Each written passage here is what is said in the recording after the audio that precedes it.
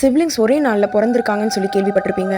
ஆனால் அதே சிப்லிங்ஸ் ஒரே நாளில் இறந்துட்டாங்கன்னு சொன்னால் உங்களால் நம்ப முடியுமா? வாங்க இந்த வீடியோ ஃபுல்லாக பார்க்கலாம். ஜெர்மனியில் 2 நிமிஷத்துக்கு முன்னாடி பிறந்ததுனால அக்கா எமி, 2 நிமிஷத்துக்கு பின்னாடி பிறந்ததுனால தங்கச்சி சனா. இவங்க 2 பேத்துக்குமே இன்டெலிஜென்ட் ஒன்று தான். ஏன் அப்படின்னு பார்த்தீங்கன்னா, இவங்க 2 பேருமே செஸ் ரொம்ப அழகாக விளையாடுவாங்க. அப்போது இந்த செஸ்ஸுனால தான் அவங்க 2 பேருமே உயிரை விட்டுருக்காங்க.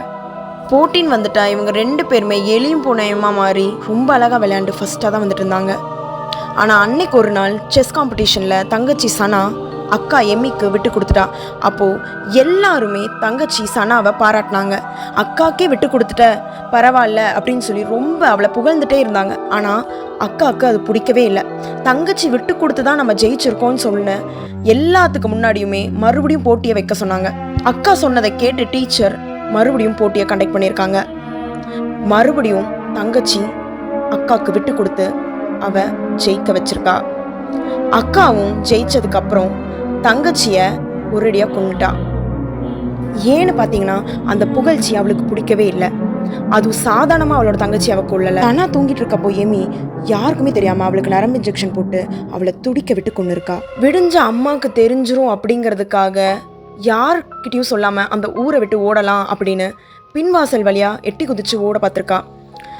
எட்டி குதிச்சப்போ அங்கே ஒரு கல் தடுக்கி விட்டு எமியும் அதே இடத்துல இறந்துட்டா. இதை பார்த்த அம்மாவுக்கு பேரதிர்ச்சி காத்துட்டு இருந்தது.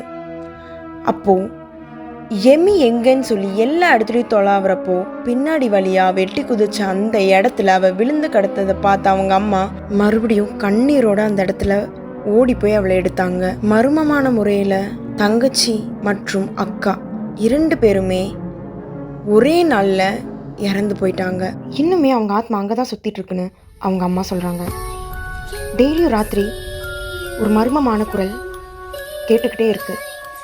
எப்படி தங்கச்சி துடிச்சு இறந்து போனாலும் அதே மாதிரி அந்த குரல் அந்த வீட்டுக்குள்ளே கேட்டுக்கிட்டே இருக்குன்னு சொல்லி அவங்க அம்மா இன்னுமே சொல்லிட்டு இருக்காங்க.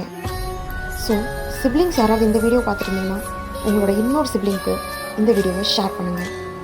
அவங்கக்கிட்ட இருந்து எப்போவுமே ஜாக்கிரதையாகவே இருங்க.